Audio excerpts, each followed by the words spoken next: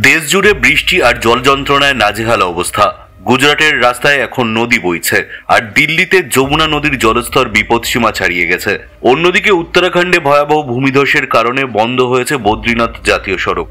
এই মুহূর্তে দেশের বিভিন্ন প্রান্ত থেকে আসা এই দুর্যোগের সব বিস্তারিত তথ্য আপনাদের সামনে তুলে ধরবো এই ভিডিওতে, তাই অবশ্যই ভিডিওটি শেষ পর্যন্ত দেখবেন। আর একটা ছোট্ট অনুরোধ আপনার কাছে, ভিডিওটিতে একটি লাইক করবেন এবং আপনি এই চ্যানেলটিতে নতুন হলে চ্যানেলটিকে সাবস্ক্রাইব করে পাশের বেল বাটনটি বাজিয়ে দেবেন পরবর্তী খবরগুলো সবার আগে দেখার জন্য। গুজরাটের দ্বারকা সহ বেশ কয়েকটি জায়গায় রাস্তায় এখন হাঁটু বা কোমর সমান জল। মানুষজন বাধ্য হয়ে এই জলের মধ্যে দিয়েই যাতায়াত করছেন।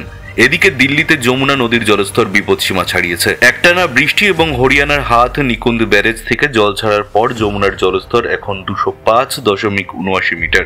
এর ফলে দিল্লিতে বন্যার আশঙ্কা তৈরি হয়েছে। অন্যদিকে উত্তর ভারত জুড়ে চলছে হরপাবানের তাণ্ডব। কাশ্মীর থেকে শুরু করে উত্তরাখণ্ডের একাধিক জায়গা এখন বানভাসী। সতর্কতা জারি করা হয়েছে দিল্লিতেও। সেচ ও বন্যা নিয়ন্ত্রণ দপ্তর জানিয়েছে 19 অগস্ট রাতের মধ্যেই যমুনার জল বিপদসীমা অতিক্রম করতে পারে। হাত নিকুঞ্জ এবং ওয়াজিরাবাদ ব্যারেজ থেকে প্রতি ঘন্টায় বিপুল পরিমাণ জল ছাড়া হচ্ছে। কর্তৃপক্ষ পুরানো রেলওয়ে ব্রিজে নজর রাখছে, কারণ হাত নিকুঞ্জ থেকে ছাড়া জল দিল্লিতে পৌঁছতে প্রায় 48 থেকে 50 ঘন্টা সময় লাগে।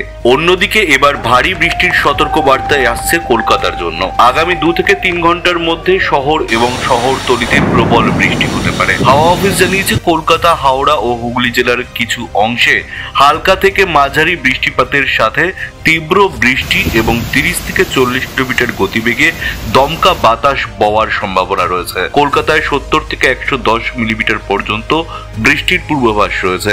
এই বৃষ্টিপাত শুক্রবার বিকেল পর্যন্ত চলতে পারে। রাজ্যের আরও 2 জেলা হুগলি এবং হাওড়ায় ঝড় বৃষ্টির পূর্বাভাস দেওয়া হয়েছে। এছাড়া পার্শ্ববর্তী জেলা দক্ষিণ 24 পরগনা, পূর্ব ও পশ্চিম মেদিনীপুরেও বজ্র বিদ্যুৎ সহ হালকা থেকে মাঝারি বৃষ্টির সম্ভাবনা রয়েছে। সেই সঙ্গে 30 থেকে 40 কিলোমিটার গতিবেগে দমকা হাওয়া বইতে পারে।